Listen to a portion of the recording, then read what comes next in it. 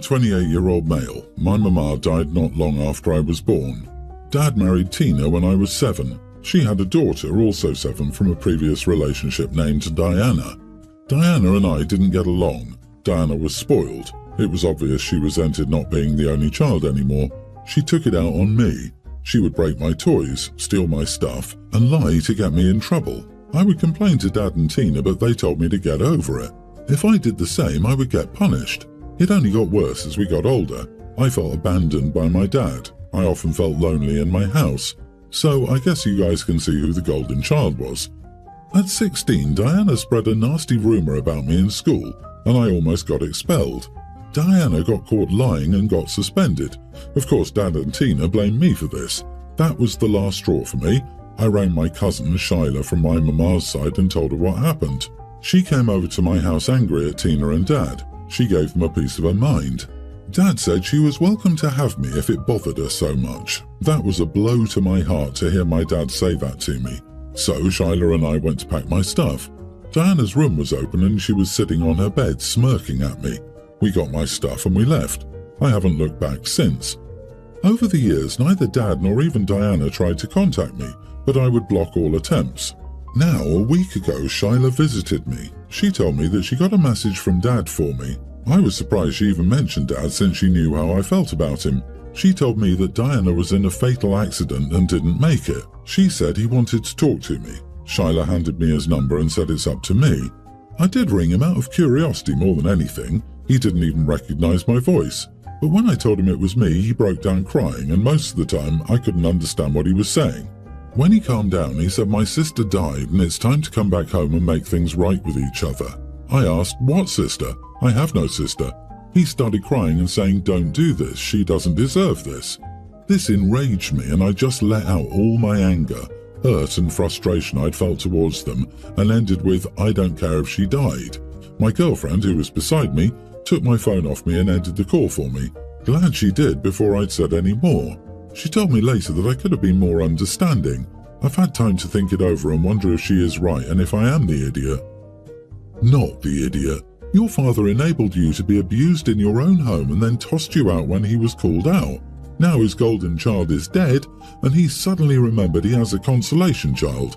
Hard no. You've more or less moved on from your dad's rejection and you owe him nothing at this point. Could you have been more empathetic? Sure, but he threw away your love and empathy when you were 16. He failed as a father. He doesn't get to waltz back and pretend nothing happened just because he's feeling sad. It's not even about OP and their non-existent relationship. His dad literally said, don't do this to her. It's still about Diana. I'm not saying her funeral shouldn't be, but if there was going to be any type of reconciliation, it needed to be Dad taking accountability for his actions and not because Diana has passed. His dad wants him to show up and play the part of the grieving son and brother. For OP, there's nothing to mourn or grieve, and that's because of the parents' actions. On a side note, you must have a very serious conversation with your girlfriend about how you were treated growing up.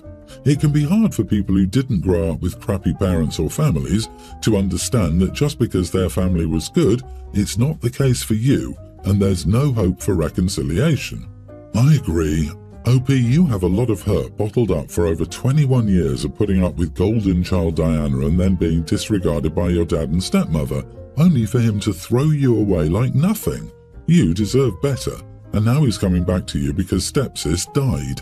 Please get some therapy and allow your girlfriend to attend if you're comfortable doing so. My mid-30s female husband John, mid-30s, has been having an affair for almost 2 years.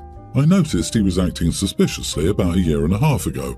I didn't have any proof, but circumstantial evidence pointed me to his co-worker Eva, early to mid-20s female. My husband would always make excuses to be at work and on his phone. Other co-workers on his team were not doing the same hours. I did a little snooping and contacted Eva's boyfriend, Nick, on social media and asked him if Eva was also increasing her time at work. Nick replied that he had also noticed Eva acting suspiciously but didn't have solid evidence of an affair. We agreed to work together to figure out what was going on. Little by little, the evidence started to pile up, and we were staring at an affair in the making. We made a plan to get tangible proof. A couple of months later, they had a work trip. Eva had packed lingerie and John had protection. That was enough proof for both of us. Nick and I hatched a plan for revenge. Our estate is no fault, so that an affair wouldn't help me in the divorce. However, we knew they used their work phones to conduct the affair. We put together the evidence, the deleted messaging apps on their phones, the increased work hours, John volunteering Eva for a promotion, reimbursed credit card charges, and sent it to their work. HR questioned John and Eva, and they were both asked to resign. John and his family were deeply unhappy because I went to his work, HR. He lost his job for a personal matter. He said that I should have confronted him before he got into an affair instead of waiting for him to trip up. He also accused me of having an emotional affair with Nick. Am I the idiot? Not the idiot. Turning people in for rules they broke while hurting you is not revenge, it's justice. Lying about them would have been unjustly vengeful. He made his choices, using the company credit card for his affair, etc. OP, this is excellent work. I hope you can find happiness. It's not the wife's job to prevent the husband from having an affair, LMAO. He shouldn't be doing that in the first place. Right, like, really, dude? If you can't keep it in your pants, it's not the wife's job to lock you up. Like, nah. And if she confronts you, you'll be more careful so you won't get caught. Your husband is delusional to accuse you of having an emotional affair and acting like the victim when he cheated on you for 2 years. And he got his affair partner a promotion as a cherry on top. I hope you rake him over the coals. You know what they say about a woman scorned? He wouldn't have lost his job if he wasn't doing anything wrong in the workplace. If he wasn't stepping outside his marriage, your intuition wouldn't have been screaming that something wasn't right, resulting in your own little investigation. Trying to blame you for not confronting him is ridiculous. Good investigation. Now for the best revenge, a life well lived. Forget him and find what awaits you.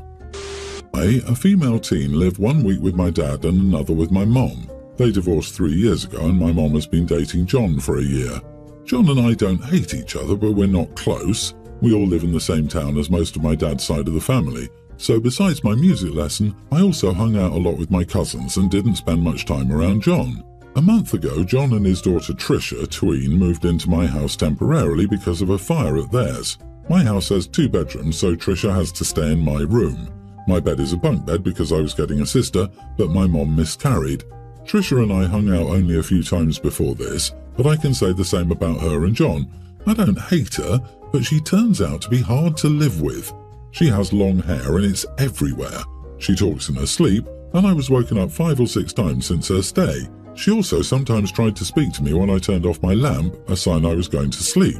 I talked to my mom and she said I needed to be nicer to her since she's been through a lot, that my issues were just minor inconveniences, and that Trisha would be back at her own home soon, late next month. I talked to my dad, who said I could move in with him until Trisha leaves. I then packed my bags and told my mom I'd be staying at Dad's. She blew up at me, saying what a spoiled brat I am and that I'm making John and Trisha feel horrible for imposing. I just left. It's been a week now and my mom never contacted me. She dropped my Christmas presents at my grandma's because my dad and I would celebrate Christmas there. I don't think my mom can get the law involved because I'm a teen and I just have to tell them the living situation and they should understand. Besides, it's only until I can have my room back again. Still, am I the idiot? Not the idiot. A house fire is pretty traumatic. Your mom's boyfriend and his daughter probably lost everything they had, including sentimental things. Your mother is kind to take in her boyfriend and his daughter, but you're stuck sharing a room with someone you don't know well. I think it's perfectly reasonable to stay with your dad until they move back out. Your mother has no right to criticize you for not wanting to share a room. You're not wrong to spend some extra time with your dad. Just be aware that your mom and her boyfriend might decide to make this permanent, so ensure you have everything you care about out of your room. Make another trip if you need to. Jesus, what a leap. A month and a half of temporary living situation that was not precedented or planned whatsoever. This is where parents teach their kids empathy and caring for others in bad situations. OP is lucky enough to have another option, and I'm genuinely glad it works out that way for them. Because their mom isn't putting them through something terrible or unreasonable, I wouldn't be on OP's side on this. OP, you are the idiot. Your mom is right that the mature, kind thing would be just to deal with it for a few weeks to help a kid who just dealt with such a horrible and terrifying experience.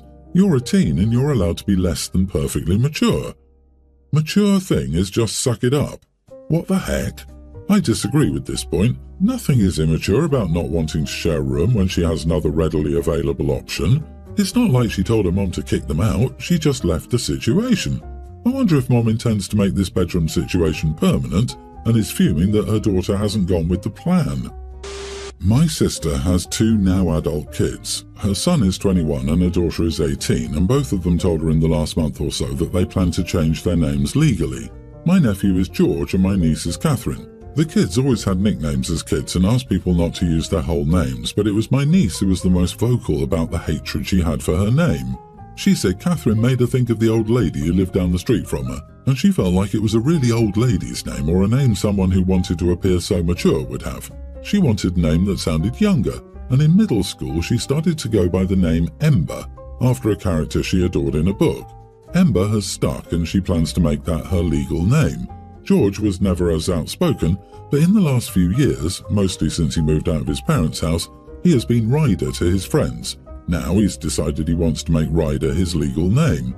My sister was upset with one wanting to change, but with both, she's got a mixture of sadness and anger about it. She and my niece have argued a lot.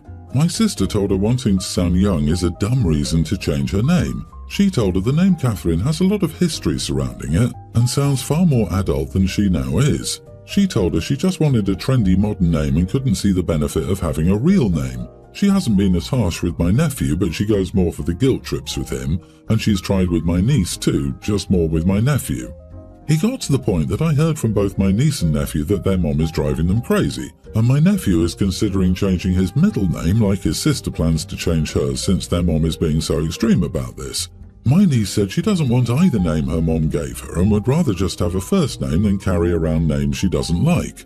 So I decided to talk to my sister, and she told me she didn't want to hear what I had to say. She told me they're her kids, and she has every right to try to convince them to do the right thing. I told her she should still lay off the guilt trips, or she might find she hears way less from her kids than she does now, and they might be less inclined to tell her stuff in the future, which she also wouldn't like. She told me to leave after telling me I had crossed a line. Am I the idiot? You are the idiot for not telling your niece and nephew that the names they chose are dumb. Your sister is right that changing your name to sound younger is dumb. I changed my name to something cool when I was 20. I got my bachelor's and master's in that name, but I realized it was stupid, trendy and self-indulgent as I aged. When I got married, I used it as a chance to restore my birth name.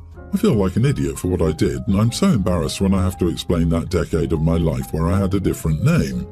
Not the idiot. Names are personal, and it matters more that your nibblings are happy and validated than your sister's ego and preferences.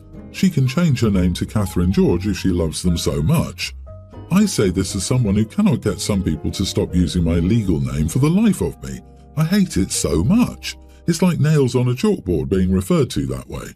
But repeat after me. Mind your own business. This is literally not your business. Her relationship with her kids is hers to manage, not yours.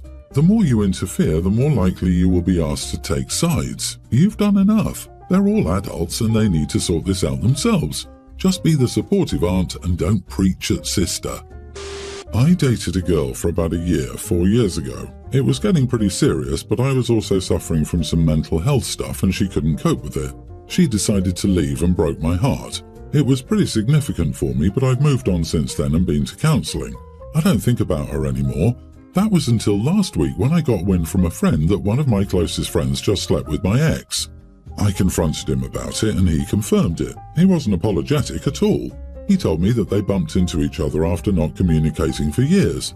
Then they met for coffee and soon after went back to his place. He showed me the text messages they've had since, which confirmed that they hadn't spoken in years and that all the messages when she and I were dating were purely non-romantic.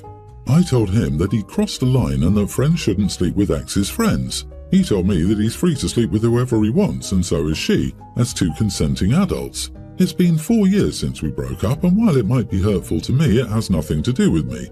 I'm really considering cutting this guy out of my life now, but I'd like some perspective. Am I the idiot for arguing with my friend over this? Not the idiot overall. Your friend is right. They can have intimacy as much as they want to, and there's nothing you can do or say about it. However, the freedom to do something doesn't mean it will be without consequences, so pointing out their consenting adults is apropos of nothing. What you can do, however, is decide whether you want to remain friends with him. They may continue, and they might even have a relationship. If you don't want to stick around and sit on the sidelines for that, you're absolutely free not to do that. You can't control what your friend does, but you can control who you're friends with. Friends shouldn't sleep with ex's friends. I think this rule has an expiry date, and he didn't jump on her the moment you broke up either. Get some therapy, because this whole incident reads that you haven't dealt with your mental health problems. This woman is free from any obligation to you. Your friend has done nothing wrong by you. Agree, dude, it's been 4 years. It's not like this is your ex-wife or the mother of your children. It's a girl you dated for a year several years ago. You are the idiot if you interfere with them or guilt your friend. You haven't had time to process their relationship at all. I suggest giving yourself time to get your head around it before doing anything in haste.